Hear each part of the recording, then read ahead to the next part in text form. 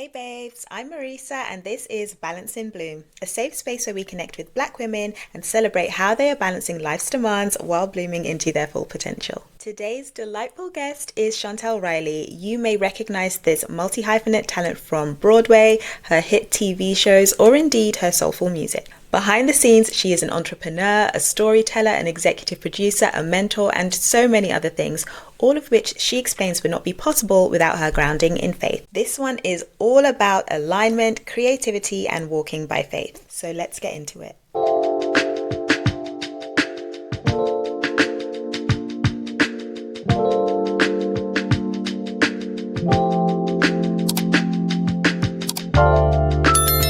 How are you?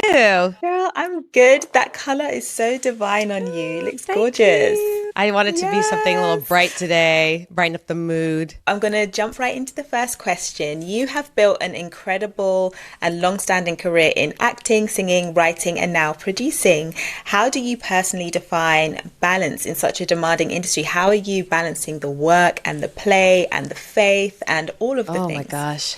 Let's see. I think first and foremost is making sure that the faith comes first. Starting my morning out with morning prayer, devotional. You know, I'm a God girl, and Jesus is my homeboy. So it's very important for me to put my relationship with God first above anything, even my career.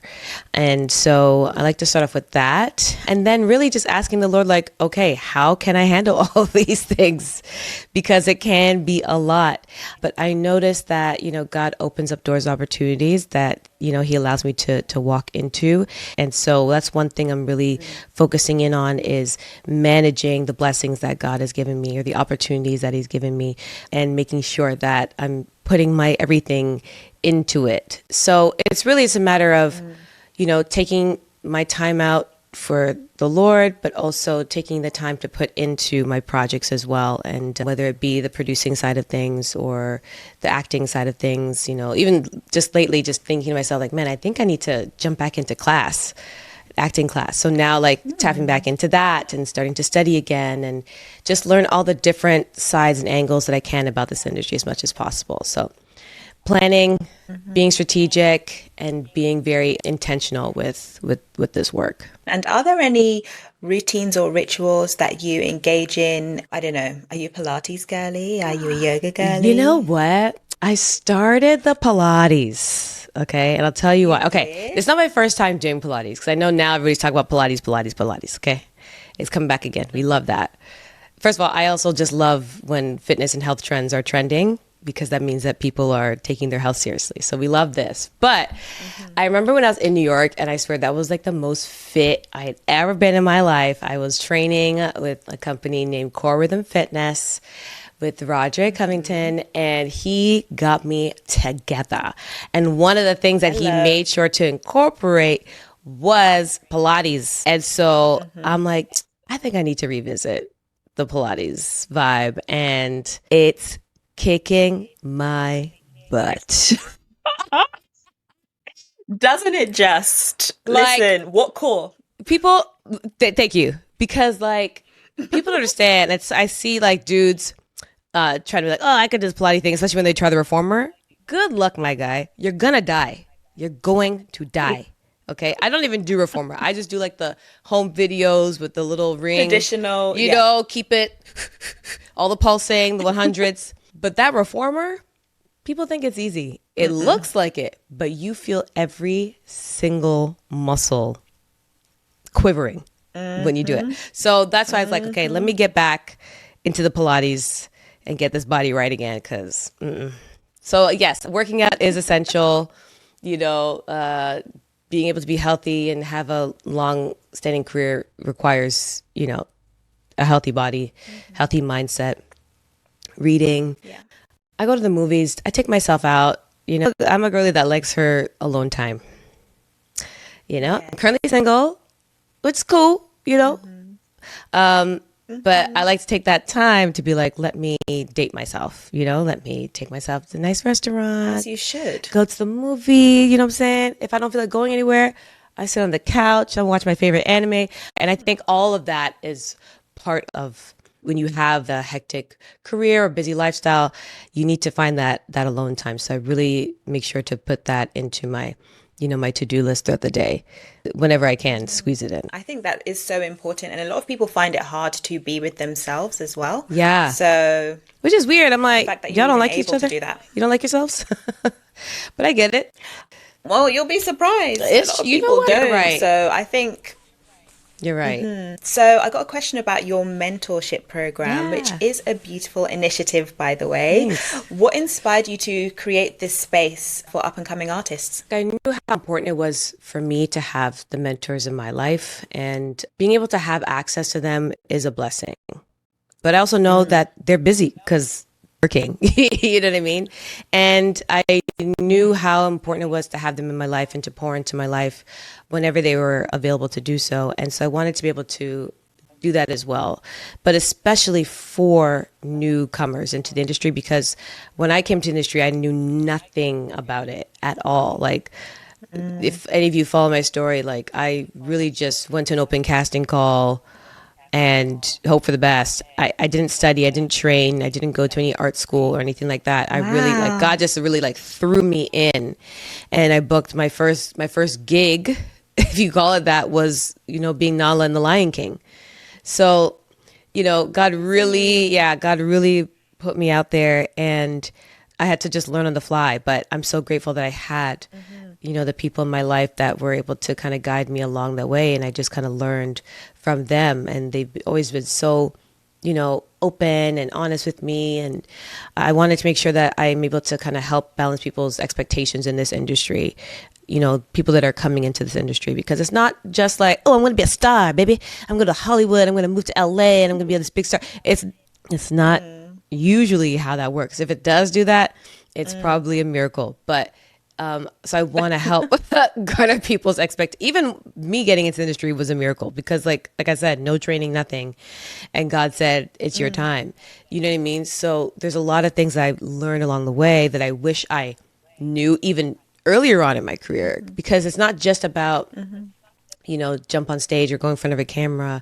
It's also about like, is your business in order? Have you started a corporation? Like, do you know anything about your taxes? Like all that other stuff, because at the end of the day, it's show business, Business. right? So want to make sure that people understand all aspects as much as I'm able to give. So even that's right. Even right now, I'm training myself. I'm back in taking some courses and getting upgrade of what the industry looks like right now and how it's updated itself, because it's changing and they're moving so quickly. So I want to make sure that I'm getting the education that I need in order to pour back into my mentees. I would never have considered it because I'm not in the field, but say, for instance, my sister's in the dentistry field and she does have to every so often update her, the courses that she's done. I didn't even consider it for your industry, but you said it's like always changing. Yeah, I mean, especially these past couple of years, especially since COVID, like so many things have changed, even from the audition process. Whereas before people would say, oh, I'm going to move to LA or I'm going to move to New York, and do that out there and be a movie star. But now you don't really have to, especially for film and television, because everything is now moved to self-tape. So it's understanding how that works. But also when it comes to now, AI is being heavily introduced into society and the world. And as much as some of us don't like it, into our industry in film and television. So how does that look now as a producer, as a writer, as an actor? Like, what does that mean for me? And how can I get the best understanding of where the industry is moving forward to next? When you mentioned kind of being thrown into the industry, what is it that you were doing when that happened? And what would you have done if you didn't go down this route? Oh my gosh. I was working as an auto insurance adjuster at an insurance company. Wait, what? Yeah. Night and day. Oh my goodness. Girl, Wow. night and day. Like, I had no idea. Like, I just finished school and was like, okay, I guess the next best thing to do is to get a job, like a grown-up job, because I got to be a grown up now. And like, I need to get a car and have benefits and like, all the things that adults do and adulting. And I was like, I guess this is what I have to do. And so I did that. And I remember, and thank God for my friend that got me that job. But I remember being that job, being like, this is not for me. Like, this is not my calling. Ain't no way. I can't. Like, I was, I'm someone that's a creative that, I mean, I didn't know it at the time, but loved performing. I did dance when I was younger and, was always on stage from a young age. And I used to lead my worship team as well at that time. So I was on stage a lot, singing. I wouldn't even really call it performing when it comes to worship, but I was on stage a lot and I knew that was in there. And, people would tell me that they saw it in me, and I guess I couldn't really see it in myself at the time. But sometimes some people see things in you that you can't see. But I knew I was at that job and I was like, God, I'm going to give you 2 years because this ain't it. This ain't it. This ain't it. Imagine me telling the Lord that he has 2 years. Like, you know what I mean? It's almost like the audacity, you know what I'm saying? But sometimes you got to take some form of audacity, because when you're just like, this is just not it, and your spirit knows this is not it, and you have a greater calling on yourself, sometimes you really got to have some audacity. Sometimes you really got to have that courage and, to step out by faith and be like, God, this is not it. I need a change. And at the year and a half mark of me saying that is when things changed. I remember I took a long lunch break one day. Girl, I was probably gone for at least 2 to 3 hours. Damn. That's like, you're about to be fired type things. Like, you know what I mean? Like, where are you going for 3 hours on a lunch break? That's usually an hour.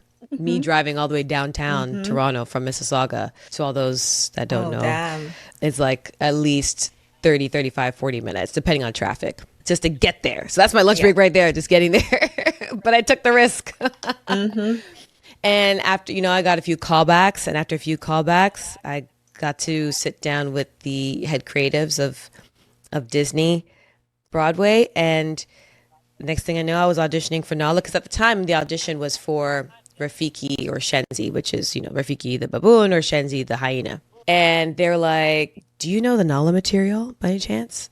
I was like, as a matter of fact, I do, because the night before I made sure to let me just practice it and rehearse it, just in case they want me to do it.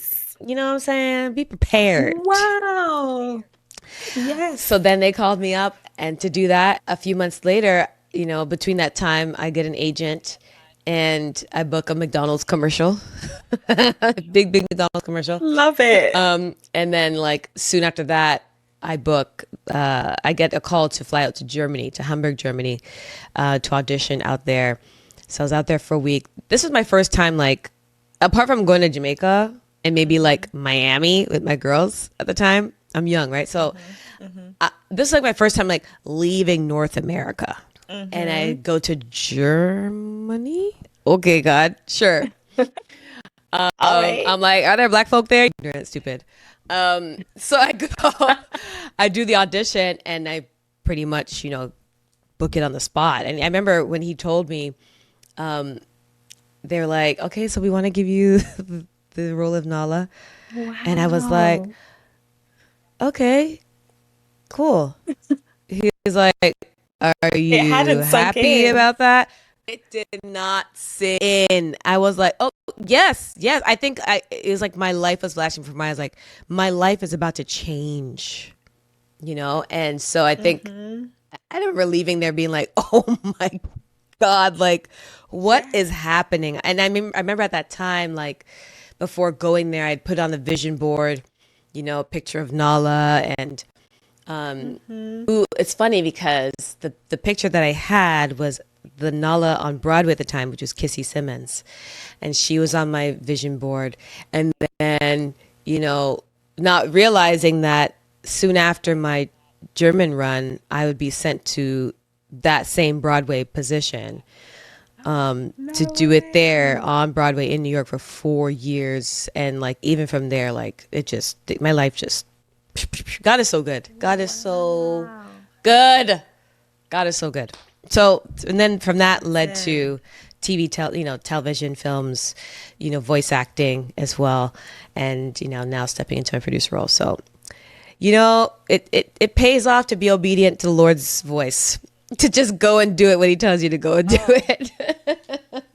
100%. And there's so many things that I can pull out there. The audacity piece, the calculated risk, Mm-hmm. the leading by faith, not by sight, Yes. and just believing, being obedient. There's so many things that we can take from that. Oh Mm-hmm. my gosh, what a wonderful God is story. so That is good, girl. amazing. Every time I think about it, I'm like, is this really my life? Like that really happened to me?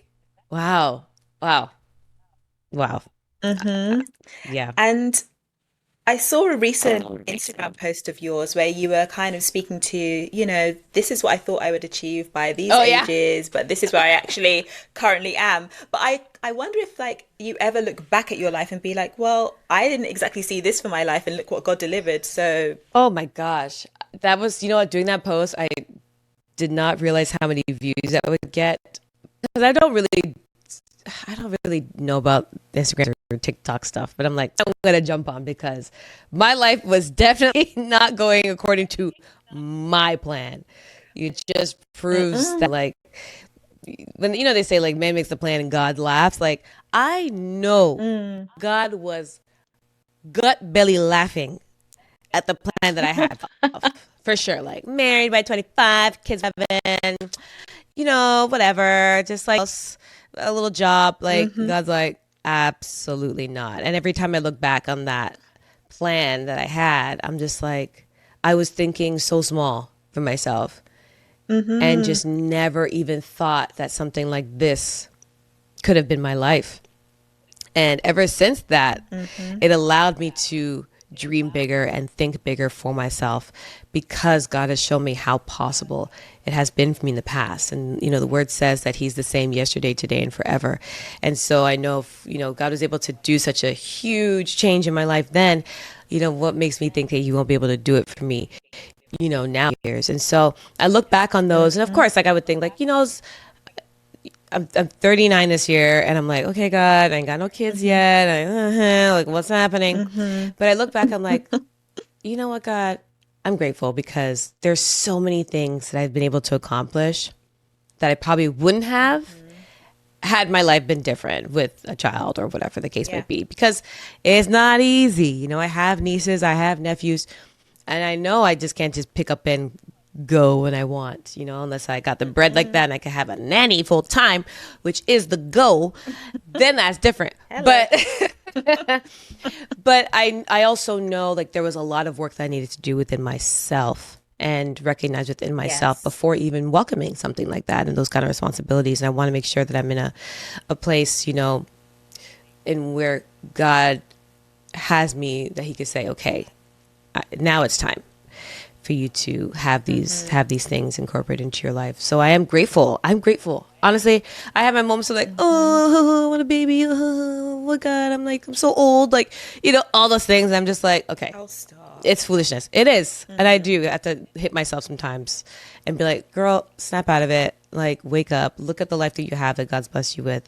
It's only a matter of Hmm. time that will happen for me. And when that does, it's going to be, one of the greatest accomplishments of my life.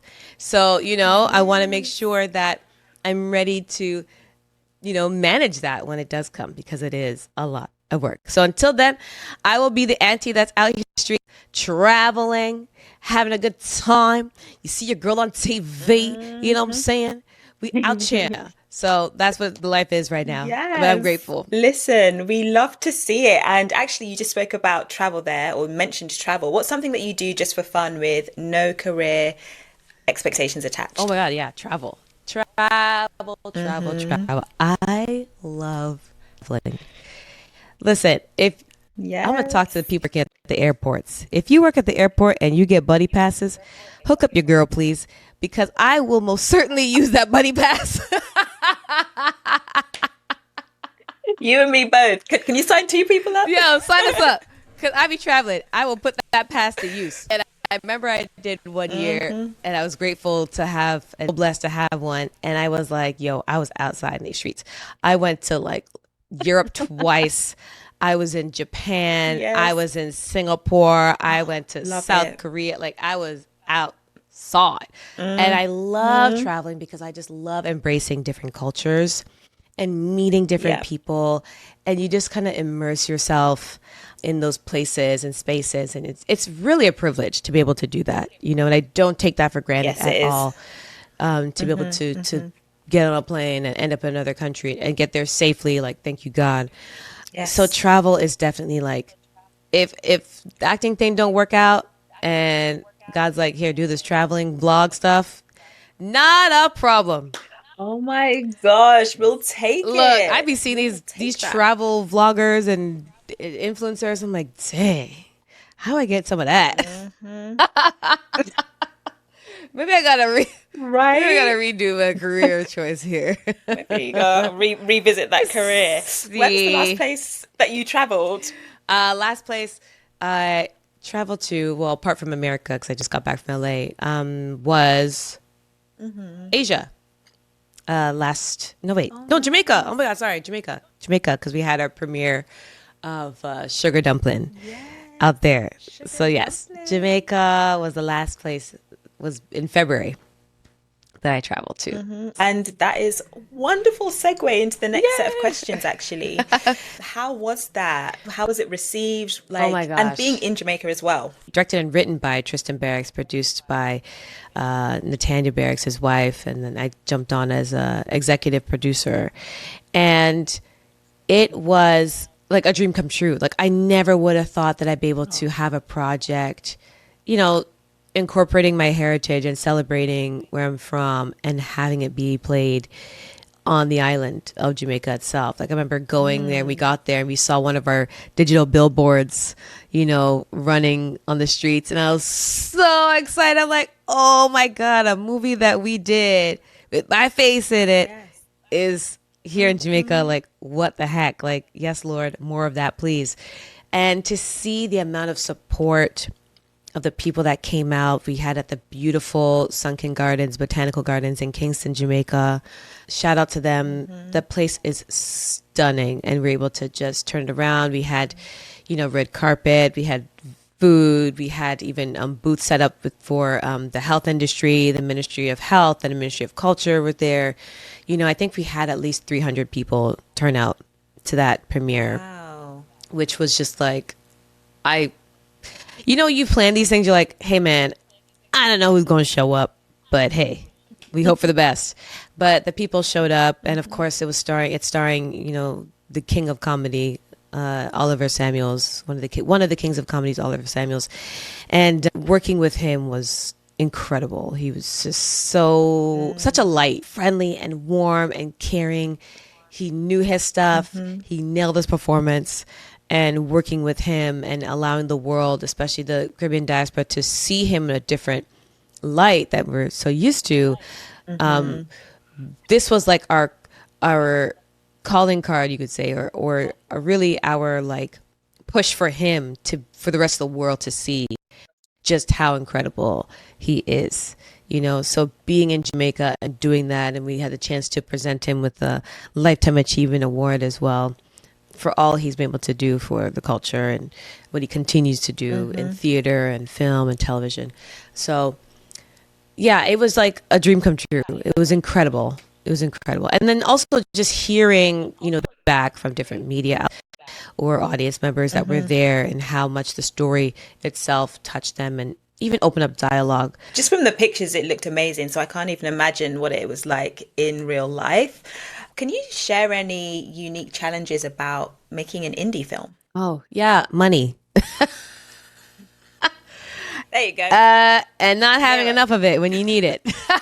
I'm just being for real. There's indie, like Hollywood indie, and their budgets are like $5 million, and that's considered indie. I mean, I Wow. guess anything that's not funded by big studios is considered indie. So if it's $5 million of just like money from rich friends that you have, I guess it's still considered indie. But the real indie are the ones when it's like we ain't got it like that yet, and we coming out of our pockets and pulling out of our investments because it's a project that we truly believe in. And so yeah, most people would say like the most challenging thing is getting the funding, and trying to find people that see the vision and see the dream the same way that you do, and being willing to put money into it. you know. So especially when it's a short film, it could be a little bit challenging, but that's why we are using this as a propeller for us to create a feature film. So that's what we are working on right now. So yeah, that's definitely the most challenging part. I mean, getting the people together, Yeah. being in this community and being in this industry, you gain community. And Tristan is such a fantastic director, and he's worked with such fantastic people as a director, especially with commercial. And we got to work with the fantastic DP. We had, wardrobe stylists, hair, makeup, everybody that was there, Crystal, Angela, Aisha did hair. Like, it was so great. It was Angel was our DP. Like, everything just came together, and it came together so beautifully because a lot of these people took major pay cuts to do this. Okay. Like, that's when I knew that they not only vibed with Tristan, but they vibed with the story as well. Yeah. And that was really important to us because then we knew that their heart would be into this project. And so getting the people together that believe in this the same way that you do, makes it all the better. And it makes you all the more proud too when you sit back and you watch and you see like, wow, we all really came together. We made this thing happen, Yeah. But yeah, the challenging thing, the moolah la, honey. People need to dig in their pockets. We need some help. And, We need money. sticking to the theme of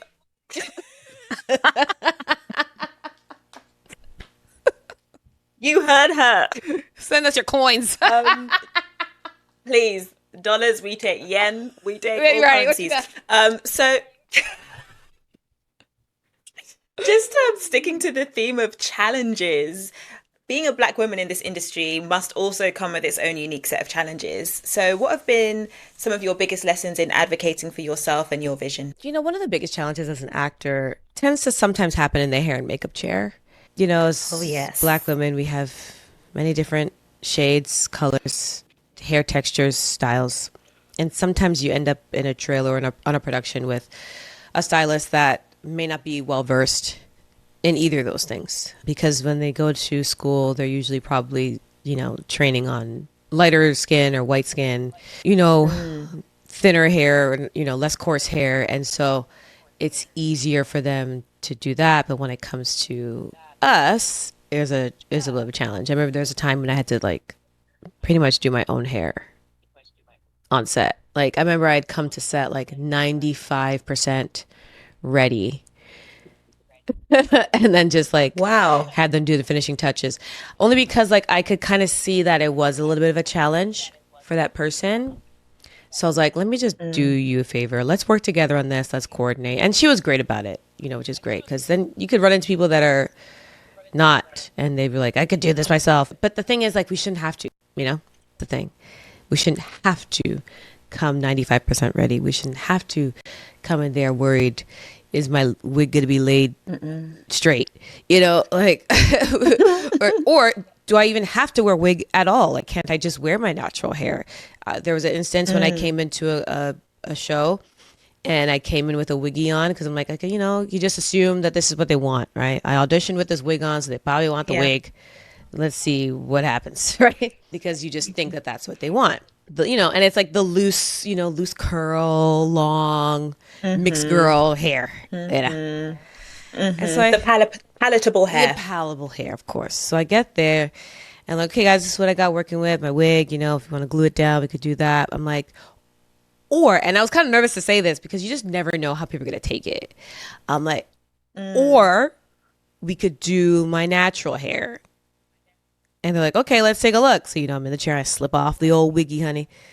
And look, being on set, look, I know for some Black women that are watching this, they're probably like, you took your wig off in front of them? In this industry, you learn real quick to get very comfortable with yourself and not care. And accept the fact that, yes, I wear wigs. And I don't look like this every day.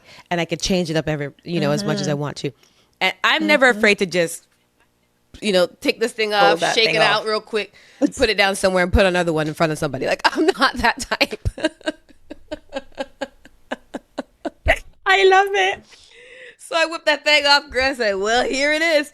And, I had like my, a short curly afro. And I said, there's, and then I have this. And they're like, oh my God, let's do this. And they loved it. So, Yay. I wanted to make sure that I approach roles going forward, just loving where my hair is at and what stage it's at.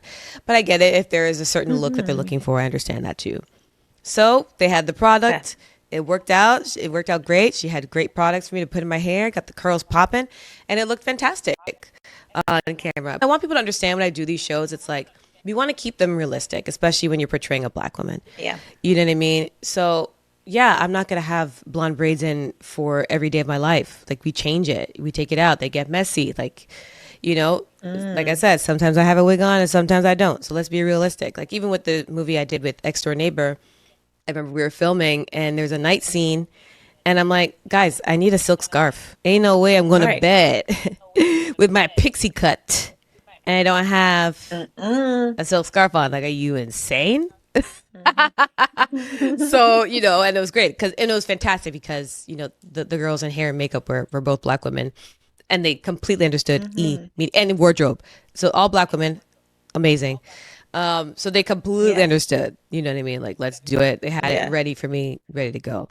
So those are little things here and there and challenges that you have to, even if it's just reminders, that you have to remind certain departments of, like, in a day-to-day experience as a Black woman, this is what we do and this is what we look like, or this is what we use. So I would say, like, that's the most challenging thing. And advocating for yourself is very important and not being scared. I know when I first started, I, kept my mouth shut for the most part. But, quickly learned that I need to stand my ground on certain things or voice my opinion on certain things, portrayal of my characters and whatnot. I remember there was a time I was like, it'd be great if you had some Black writers in the writing room. It feels like my character story is not very relatable or not really clearly being told because that voice is not there or the experience of the Black woman is not there. And they were very receptive to that. The next season they brought a Black writer in. So that was a step forward in the right direction. That's amazing. Yeah. So, sometimes you have to step out in faith and out of your discomfort and really stand up for yourself if you want to see some form of change. Because if I didn't say anything, that probably never would have happened, if I'm being honest. True. True. Yeah. And something I've learned and just been a recurring theme in different conversations, like, it's out of sight, out of mind. So they probably weren't even thinking about this. They needed someone like you to come forward who had that confidence to be like, hey guys, we're going to need some input of a Black writer up in here ASAP. Programs are important, inclusion and all that stuff for those reasons, especially in storytelling. It's having people that if your lead actor is a Black male or Black female, Latino, whatever, it's probably important that you have people in the writer's room that have shared experiences with those people, right? So yeah, things like that are very, very important. I've just got a couple more questions about Sugar Dumpling. So food, I know, plays a major role in that film. Yes. It's the connection to family, culture, and even love. Do you have any personal memories of food as a way of bonding in your own life? I love food, so it's always a moment for me. Maybe I should slow down a little bit. In regards to, like, Caribbean food, obviously Jamaican, that's what I am. And so one of my favorite dishes is ackee and saltfish with fried dumpling, which is what's mentioned in the script, which is great. So I always love Christmas time because Christmas is when we all get together. We do the Christmas breakfast. So we have the fried dumpling. We have, we have ackee and saltfish, fried plantain. We have, liver. We have, all the stuff, the kalaloo, like all the things. So every time I think of those foods, it reminds me of my family. And so that's why I love that we incorporated that into, one of, as much a main character of the film, which was the food. And to celebrate our heritage, it reminds me of family, it reminds me of home, it reminds me of community. It's also a reminder of just where I come from. And so, it's always a bonding moment when I'm just like, oh man, I just feel for some of my dad's, veggie soup or chicken soup that he's so great at making, or my mom's jerk something or whatever. You know what I mean? So, like, it always reminds me of home. So it's always going to be a bonding thing for me, for sure. And listen, I don't want to ruffle any feathers. I'm a Trini girl. Come on, Trini girl. Come on. Listen, I love. Oh, gosh. What eating, girl? Jamaican food, but Oh my gosh, don't get me started on the doubles. But when you said callaloo, I was like, I don't know how I feel about Jamaican callaloo. Oh, I come just don't on. It's good for know. your guts. The tr- but listen, the Trini Okay, version, tell me. it just takes it to the upper I don't think echelons. I've It's had just Trinity version callaloo. smoother. It's just, What do you guys do? You I don't blend think it. I could convert you. Yes. Oh, you do blend it up. Okay. Have I had it before? I'm trying to remember if Yes. I have it. And I've it's had it before. so good. Oh my gosh. Okay, I'll try Food it. reminds me of my family as Of well. course. Of course. Just takes you right back. Yes. And the other question I had about this movie, it explores the taboo of mental health, specifically dementia, within Caribbean families. Yes. How or what was it like bringing that conversation to the screen? It was something that needed to be done, especially when it comes to Alzheimer's or dementia, and especially in our older community. Bringing that to the forefront was very important because we also recognized it wasn't a conversation that we as a community within the diaspora talk about enough. So when we brought this to Jamaica, it was very important for us to get connected with the Ministry of Health because we wanted to make sure that Jamaicans understood the importance of their mental health and how to slow down the process or even eradicate the process if possible, introducing talking about different foods and stuff that's important to include in your diet or what to stop eating or stop intaking. Yeah. So it was very important for us to talk about this, and not just for Jamaicans or Caribbean. This is a disease that affects everybody in every culture and every race. And so we understand that this film won't just touch Jamaican hearts, because that's not even our intention. This film is to touch the hearts of many people around the world, and to bring attention to dementia. My grandmother passed away with dementia. And so doing a film like this was like a no-brainer when Tristan brought it to me, because I'm like, my grandmother, passed away recently of this. Like, how could I not tell this story? Thank you. It was my mother's mom. And so, I got to see firsthand what that was like, and watching her decline and seeing my mom be her caretaker, amongst her other siblings, and making that tough decision of, what, it's probably best that she gets professional help, full-time care, because it is a challenge, and it's hard because you're stuck with that guilt of like, man, like they're in this hospital and I can't be with them all day, but you can't because you have your 9 to 5, and so there's that struggle back and forth. But it was definitely a story that is important to us, and we want to bring more attention to the islands, the Caribbean, but of course the rest of the world as well. Take care of your parents, look out for the signs. Yes. Someone made some great points saying, like, even when it comes to, banking and your trust and your will, some people don't even remember. They go to the bank and they ask for these outrageous requests and then they don't remember it. You know what I mean? So it's understanding that kind of stuff and having the support and understanding of, just how critical this disease is and how important it is for us to be aware of it and what we can do to stop it as much as possible, or at least slow it down as much as possible. So it's like we wanted to use this piece to be like art meets health, and really get people to see a beautiful piece, but also to bring the attention to our health and our mental health in particular. And switching gears just a little bit, I think a lot actually, because I want you to tell me about Ex Door Oh, Neighbor. What God. was that experience like by comparison? Like, it's just like, again, chalk and cheese, night and day. What, like night and day. I actually, had that reminder. Those reminders be coming up on your phone. Last April, around this time, is when we filmed Ex Door Neighbor, and it had just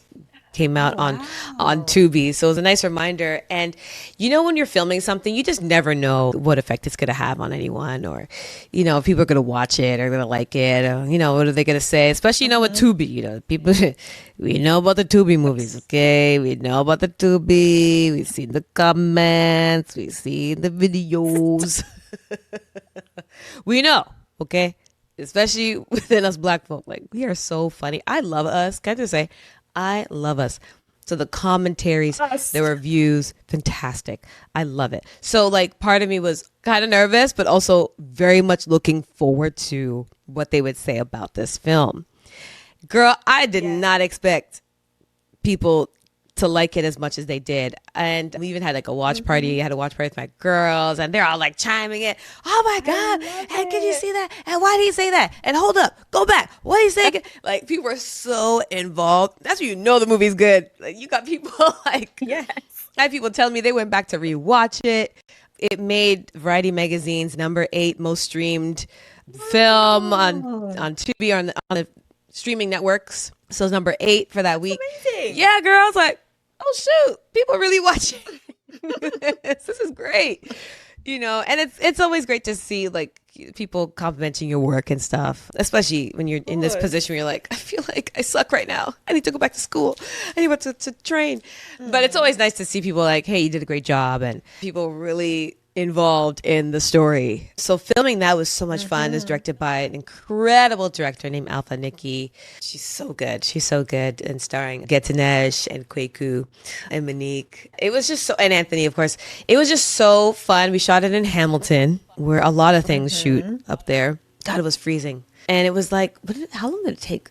I think it was just a couple of weeks. It wasn't that crazy, I don't think. But it came together. Our DP, Alan, was so good. And it's just like so beautiful to look at. They had some great shots, some great moments, and some exciting plot twists that a lot of people seem to be very excited about.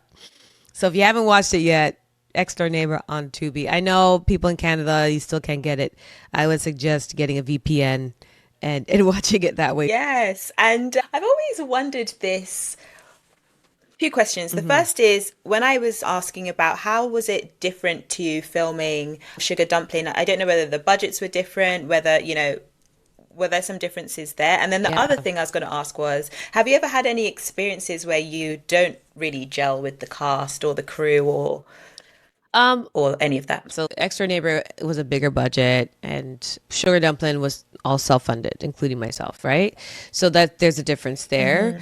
But you know what? Honestly, it still looks so great, so you probably wouldn't even notice. But also, ours was a short film, so less money that way. Now, when it comes to like who I work with, I typically work really well with people. I don't have no problems with nobody. I love everybody. I shine the light of Christ, everywhere I go, and if you disrespect me, maybe the things will change and the Lord has to kind of hold me back a little bit. But apart from that, that hasn't happened. So we're good so far. Oh, good, good. I've had some horror stories. You know what? And I'm sure there have been, but I'm so grateful in my career. I haven't had any problems with anybody. And that's like cast, that's crew. Everyone has been so lovely. And like I said, I make an effort to make sure that everybody is treated fairly and kindly and with love. And I joke with everybody and try to make it as light as possible. Yeah. Especially when it's something, a series or a film that's like so deep and, heavy and stuff. You want to have those moments where you can kind of come out of it and still laugh and still love on each other and stuff. And those hours are long. You're on set 12 hours, 14 hours. You're doing overnights. Like, good luck, right? You're sometimes your day is not starting until like 11 p.m. You know what I mean? So like, you can imagine how grumpy people might be or tired. Yeah, I was just thinking people are groggy. Yeah. So, we try to make an effort as best we can to, love on each other and just remind each other like, hey, we're all in this together. Okay. We want to make sure this looks beautiful. We all have a great time doing that. So let's not cut each other's throats and let's just get the work done. Okay. And go home. That's it. And then, hey, you might not have to ever see me again. But what I'm going to do and make sure is that I love on you and shine, the light on you as much as I possibly can. That's so wonderful. And it's obviously a testament to how you actually are as a person, having not had any bad experiences. So that's really nice. How do you choose roles that align with your personal and creative values? You know what? In the industry, sometimes it could be a little tricky because I'm not that type of person that's like, yeah, okay, I'll do a sex scene or I'll do a nudist scene or, I'll do any kind of dark stuff like that anymore. I feel like just where I am, my faith is just taking me a different place and position. But yeah, Denzel and Viola interview one time, and Denzel made a great point where he said the roles that you choose earlier on in your career are going to depend who you are later on in your career as well. So choose wisely, right? And so I wanted to, I really took that to heart. And I made sure to be like, okay, I want to make sure that I'm not just picking and choosing and jumping at anything, and especially as an actor, you kind of like, when things are slow, you're like, oh, there's anything, let me just take anything and I'll just go in for anything. But there's sometimes I'd have to turn things down where I'm like, it doesn't really align with me. I'm going to just say no to this, or I'll pass on this, or, anything that's not really in line with my faith or, my moralities and stuff.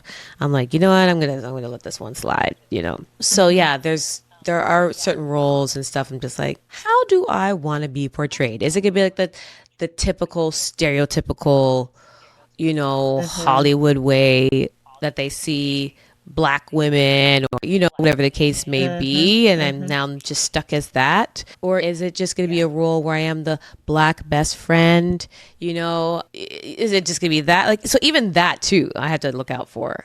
Yeah. When it comes to like choosing my roles, or because sometimes that's not even like a morality thing. It's just a matter of like, okay, like how many best friend roles am I going to play? You know what I'm saying? Like, okay, like the typical, the lead is the white woman or whatever, and I'm just the side chick kind of thing. Yeah. A sidekick, a side chick. That too. You know what I'm saying? Like, I don't want to be either of those. I ain't no side chick. I ain't no sidekick. But so true. You are so funny. I'm like, wait a minute. Yeah, I don't want to be that either. So yeah, like it's really just taking into consideration, like, okay, how do I want to see myself on screen or on camera, and be portrayed, and understanding that there's gonna be a lot of people that are seeing this, and film doesn't go away, television doesn't go away, it's there forever. Right. And as we're learning now, like the internet is there forever. Things that you've done in the past that maybe you're not comfortable with, it's gonna be there forever. I'm grateful for the roles that I've been able to portray so far in my career, and I'm very proud of them. Going forward, like if the roles are just gonna be about nakedness, like we're seeing now how more liberal it's becoming on our TVs. Back in the day, like you see a boob or whatever and you're like, okay, whoa. Now it's like full frontal nude. And before, we never used to see, male genitalia. Now we see male genitalia on TV. We're seeing everything. We're seeing it all. Okay. Everybody's seeing everything, and with the certain streaming networks, you get to see all the things. And that kind of worries me sometimes, because I'm like, the access is so easy. And if it's so easy for me, it's going to be so easy for children to get access to. So there's just a lot of things to think about, to consider. And also I'm like, do I really want to do a nudity scene and my parents are going to watch this? Probably not. That's awkward. So sometimes I'm just like, don't watch this part, Mom. Just close your eyes. Like, you know what I mean? So I'm just like, I'd rather just not have to deal with that. Yeah. And if I feel like there's, roles that are just that, then maybe this is the time where, like I step into a role as show creator or producer and just be like, okay, let me just create my own stuff. And yes, I'm a Jesus girl and I love the Lord and stuff, but I'm not saying like everything that I want to do is going to be like super Jesus. I love Jesus. You know what I mean? Like there's such a broad amount of stories that can hold, that doesn't include, crazy amount of sex and drugs and, crazy amounts of violence, or, or even like derogatory stuff. And, especially as Black people, you know what I mean? Like it doesn't have to be that, there's so much more storytelling that can be done without all of that. And actually, as an executive producer, what would you like to see more of moving forward? What stories of ours do you think still need to be told? If I'm speaking as like a Black woman, I mean, I would love to see, especially of Caribbean descent, I would love to see more stories being told within our diaspora, and, being someone that's from Canada and out of Toronto and stuff, we see so many different cultures everywhere, and it's beautiful to see that we have that, and we have access to different foods, and you hear different languages. But unfortunately, I feel like it does not represent our television in Canada. And I would love to be able to see more of our stories from the, Caribbean diaspora being shown on Canadian television, on Canadian networks, and, get past one season, because unfortunately that seems to be some kind of curse that happens when it comes to some of our shows in Canada. In particular, I noticed the Black ones where it's like, yes, it gets the recognition and it's great and it's celebrated, but you're only getting one season. So like, here you go. Be quiet. You got your little one quota season. What's the thing, like they ticked off the little yes the quota has been made, and so it's unfortunate, like that's what it feels like and that's what it seems like, and I'm sure I'm not the only Black person in Canada as a actor or whatever that feels the same way, and I'm hoping to be a part of the change of that in some shape or form, so yes, I would love to see more of our stories being told, and that's what I'm in the middle of doing, like with Sugar Dumplin, and there's some other stories that I'm creating and writing with some other friends of mine to hope that we can push forward and making that happen for us. Oh, you've got something cooking up. That's so amazing. A few things. Stay tuned. Yeah, we got some stories. Listen, man, like if they're not going to do it for you, you got to do it for yourself. And, that's something you learn really quickly in this industry, is that you got to just do it anyway. Do it anyway. Tell the stories, tell the stories of your heritage, tell the stories where you're from, tell the stories that are not being told, give yourself that chance and just make it happen. I love it. And this is the final question for you. We believe in seasons of growth and seasons of rest. What's something that you're nurturing right now, and what's something that you're giving yourself permission to pause on? What's something that I'm nurturing right now? Right now, I am nurturing, I guess, like I mentioned earlier, the management of my career. I feel like it's so easy to kind of get into this whirlwind of an industry and be lost or have your hand in so many different things that you get a little distracted or thrown off course. And so I've been really taking the time, like I said, to just start studying again, start learning again, going back to classes, like I said, taking courses. And so just nurturing both sides of the artistry, of this industry. What's something you're pausing on? Oh, something I'm pausing on is, I was just talking to my therapist about this. Shout out to Leslie Ann at Cali Therapy. Shout out Leslie Ann. Yeah. Pausing on like the overthinking and the expectation of what my life should look like right now. And I won't say pause. I should really say eradicate. I need to like just not do that anymore. But it's difficult. It's hard. It's a challenge. It's a challenge. But she's been so lovely and just guiding me through that. It's easy to be like, I should be here. I should be this. I should be that. Or, my life should be looking like this. Like I said, like, I ain't got no kids, da-da-da. Like, by now I would think. And so it's just like pausing the thoughts, the negative thoughts that would try to bring me down, and just really focusing on the present moment and what I have now, and just being so grateful for what I have, and, grateful for this life that I have, grateful for the privilege and opportunity to travel, to meet people like yourself, and, create beautiful stories like Sugar Dumplin, and, like taking in those moments is what really matters, rather than what I think my future is going to look like. I want to have to be like obsessive over that, because like I said, God's plan is different than ours, right? And so I just want God's will for my life.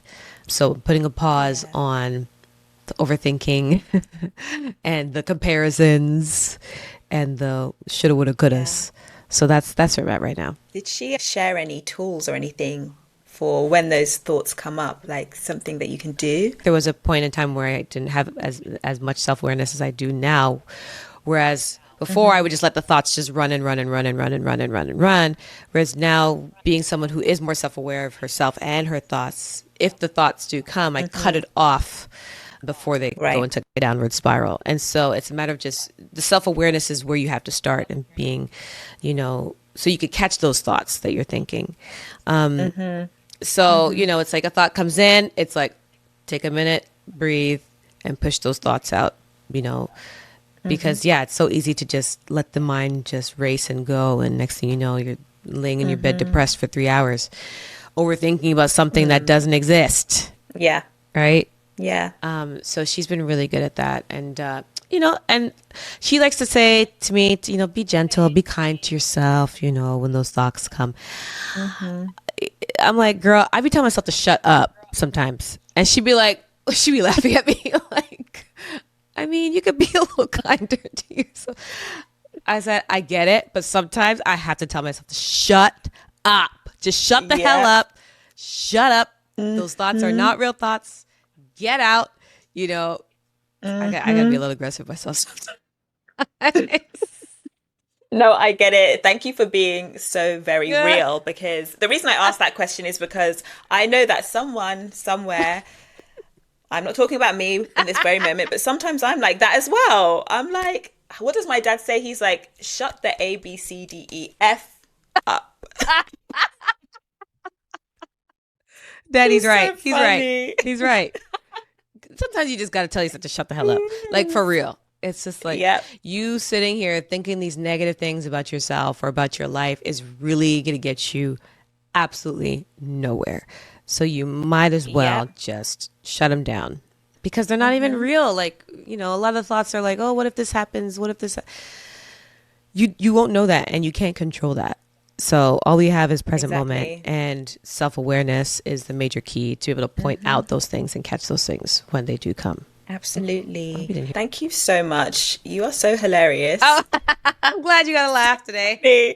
And I love speaking with you. Can you just share where we can find you online and on your socials? Yes, please visit me. What am I on? Instagram, Chantel_Riley on Instagram, same as the Twitter. I have the TikToks. Don't remember the name of it. What's my TikTok handle? I don't know, because I barely use it. Look for me on there somewhere. I also have my website, chantelriley.com. Visit that website to see what I'm up to, what events I'm going to be doing next, but also for my mentorship program, consultation program. If you're new to this industry and you're looking for some guidance and advice, I'm your girl. Hit me up. I'll be so excited to work with you. I've been working with some incredible people that I'm building this relationship with, and they're so lovely. And it's really an honor to be able to work with these people, to pour into them, which is one of the main things I wanted to do, is be able to pour into them, pour life into them, show my support as much as I can. I also offer audition prep. I also offer self-tape help. Even if you just need 25 minutes just to cry, I'm here, because that's an option too. So, ChantelRiley.com. I'll let you girl. Amazing. Thank you so much. I really appreciate you and your time. Thank you so much. Bye.